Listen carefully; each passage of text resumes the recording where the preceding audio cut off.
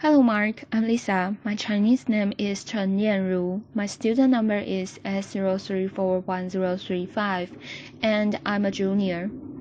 I'm going to read Leana Wen, What Your Doctor Won't Disclose. They told me that I'm a traitor to my own profession, that I should be fired, have my medical license taken away, that I should go back to my own country. My email got hacked. In a discussion forum for other doctors, someone took credit for Twitter bombing my account. Now I didn't know if this was a good or bad thing, but then came the response. Too bad it wasn't a real bomb. I never thought that I would do something that would provoke this level of anger among other doctors. Becoming a doctor was my dream. I grew up in China and my earliest memories are of being rushed to the hospital because I had such bad asthma that I was there nearly every week. I had this one doctor, Dr. Sam, who always took care of me. She was about the same age as my mother. She had this wild curly hair and she always wore these bright yellow flowery dresses. She was one of those doctors who, if you fell and you broke your arm, she would ask you why you weren't laughing because it's your humerus. Get it? See, you'd grown, but she always make you feel better after having seen her. Well, we all have that childhood hero that we want to grow up to be just like, right? Well, I wanted to be just like Dr. Sam. When I was 8, my parents and I moved to the US, and ours became the typical immigrant narrative. My parents cleaned hotel rooms and washed dishes and pumped gas so that I could pursue my dream.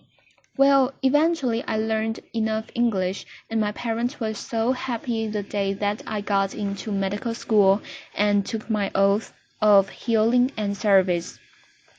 But then one day everything changed. My mother called me to tell me that she wasn't feeling well. She had a cough that wouldn't go away. She was short of breath and tired. Well, I knew that my mother was someone who never complained about anything. For her to tell me that something was the matter, I knew something had to be really wrong. And it was. We found out that she had stage 4 breast cancer that by then had spread to her lungs, her bones, and her brain. My mother was brave, though, and she had hope.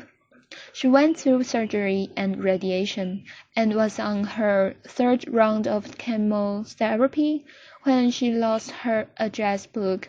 She tried to look up her oncologist's phone number on the internet and she found it, but she found something else too.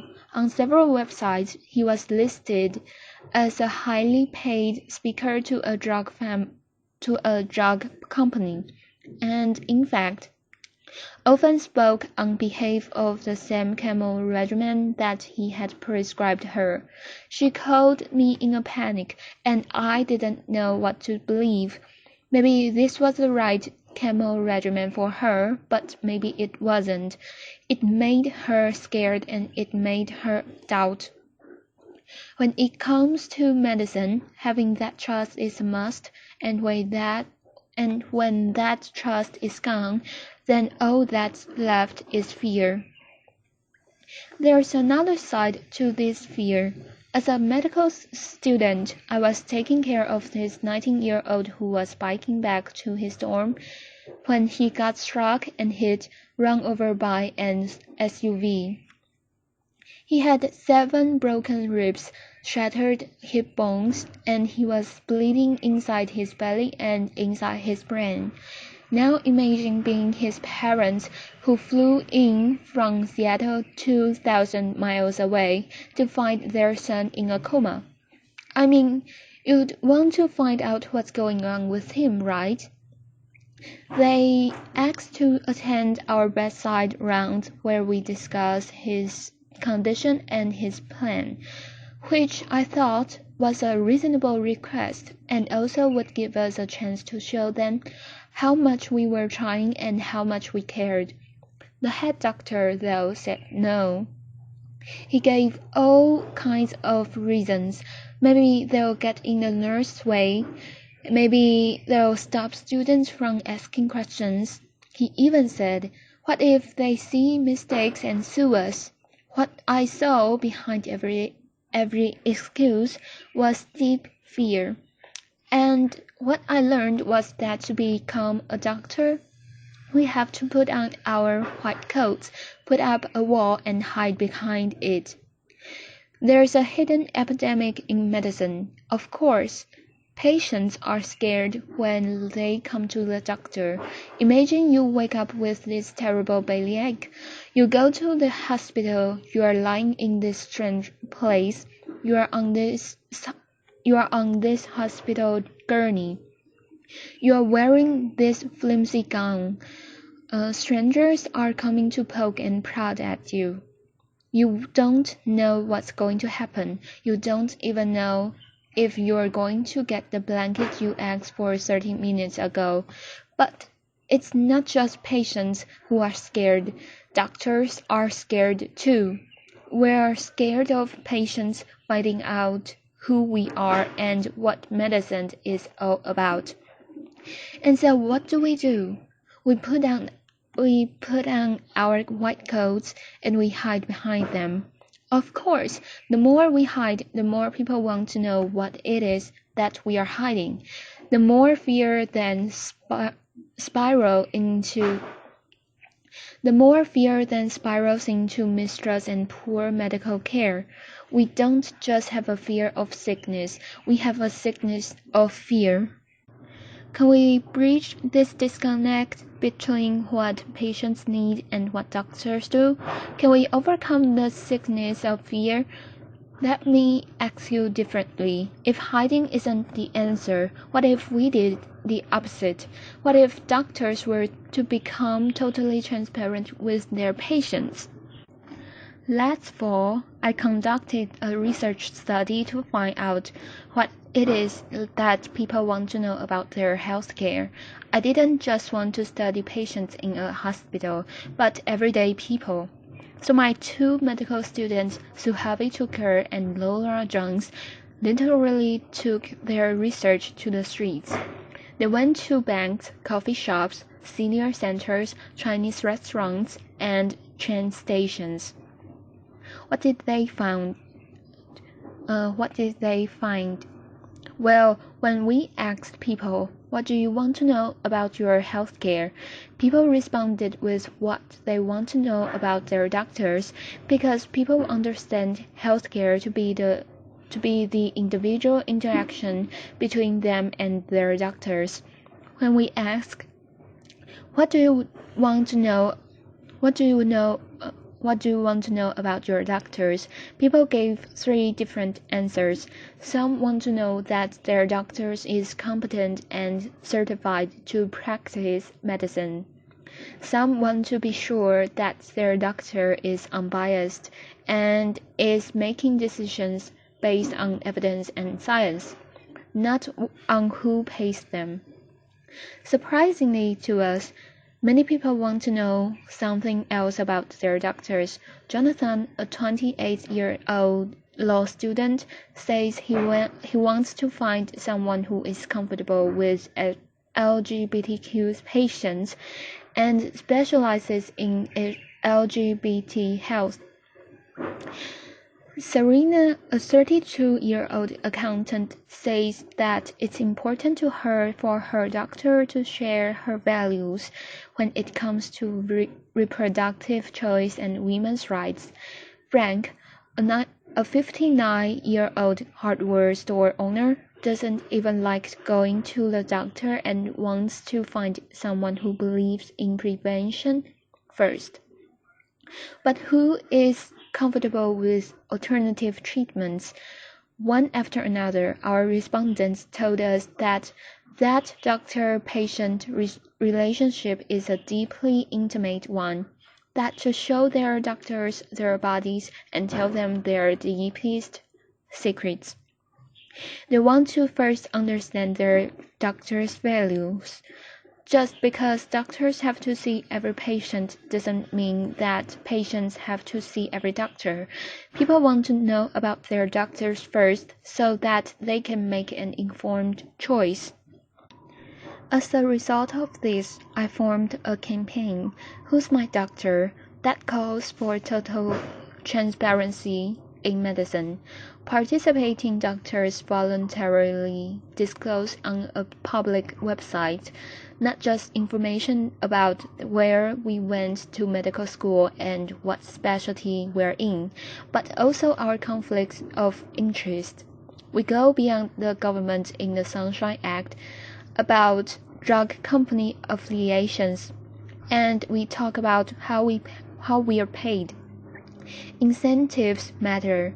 If you go to your doctor because of back pain, you might want to know he's getting paid $5,000 to perform spine surgery versus $25 to refer you to see a physical therapist, or if he's getting paid the same thing no matter what he recommends. Then we go one step further.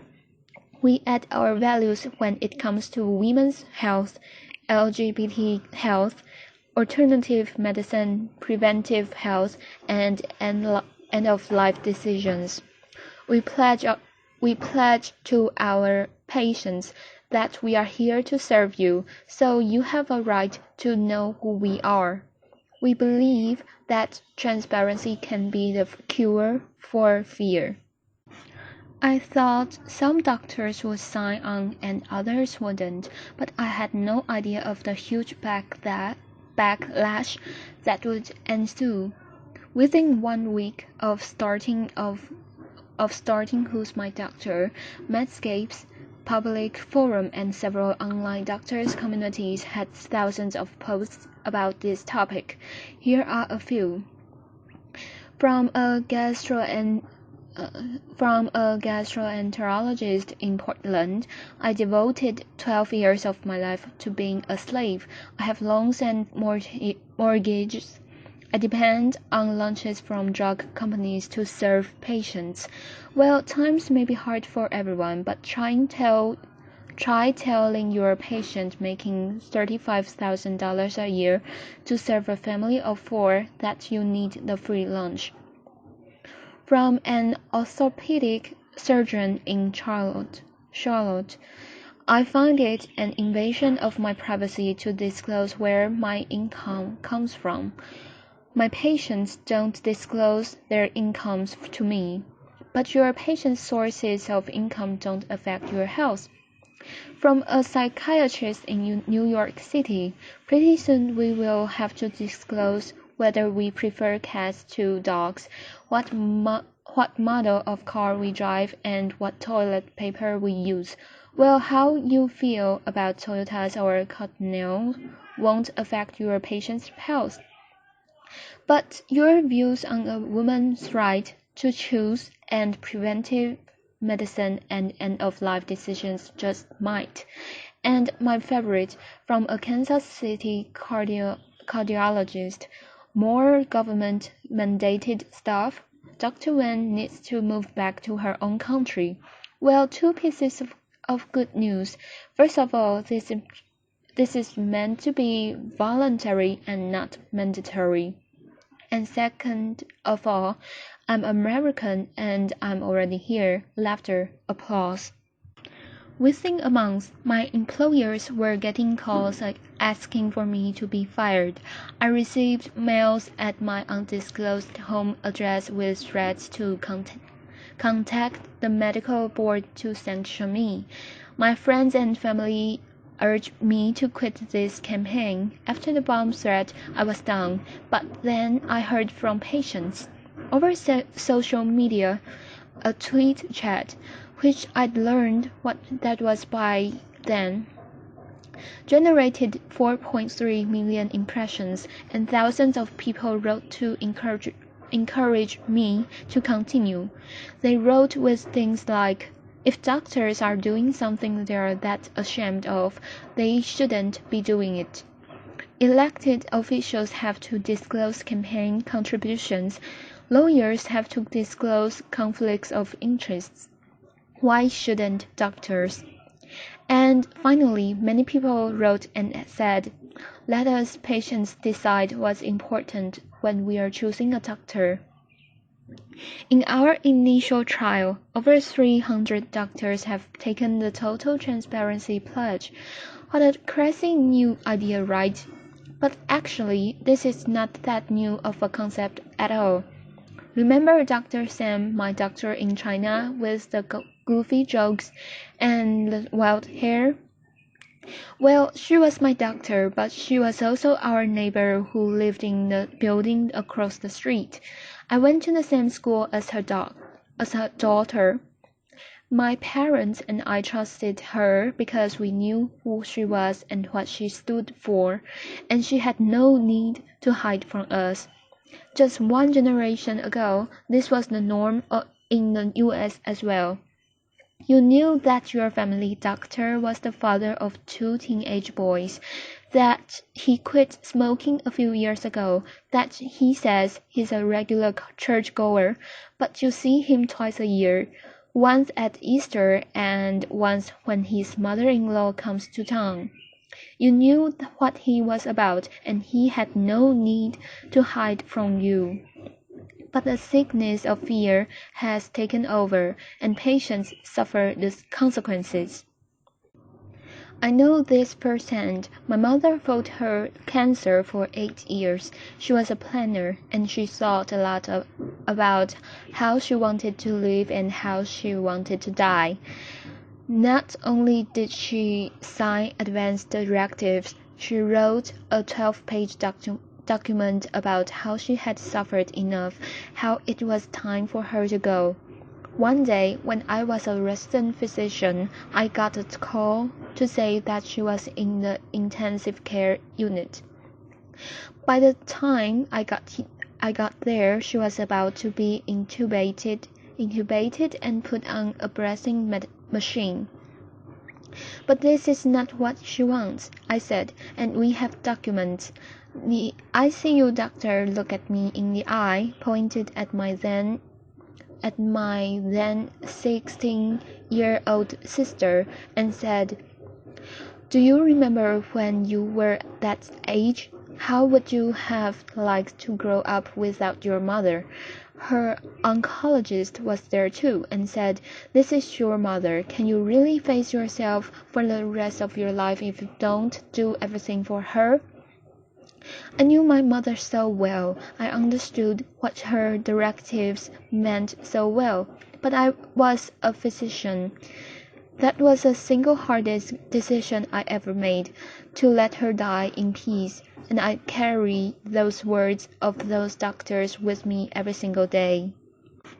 We can bridge the disconnect between what doctors do and what patients need. We can get there because we are being there before, and we know that transparency gets us to that trust. Research has shown us that openness also helps doctors, that having open medical records, being willing to talk about medical errors, will increase patient trust, improve health outcomes, and reduce malpractice. That openness, that trust, is only going to be more important as we move from the infectious to the behavioral model of disease. Bacteria may not care so much about trust and intimacy, but for people to tackle the hard lifestyle choices, to address issues like smoking cessation, blood pressure management, and diabetes control, well, that requires us to establish trust. Here's what other transparent doctors have said. Brandon Combs, an internist in Denver. This has brought me closer to my patients, the type of relationship I've developed. That's why I enter medicine. Aaron Staple, an internist in Denver. I tell my patients that I'm totally open with them. I don't hide anything from them. This is me. Now tell me about you. We're in this together. May Nguyen, a family physician in Houston. My colleagues are astounded by what I'm doing. They asked me how I could be so brave. I said, I'm not being brave, it's my job. I leave you today with a final thought. Being totally transparent is scary. You feel naked, exposed, and vulnerable. But that's vulnerability, that's humility. It can be an extraordinary benefit to the practice of medicine. When doctors are willing to step off our pedestal, when doctors are willing to step off our pedestals, take off our white coats, and show our patients who we are and what medicine is all about, that's when we begin to overcome the sickness of fear. That's when we establish trust. That's when we change the paradigm of medicine from one of secrecy and hiding to one that is fully open and engaged for our patients. Thank you. Applause.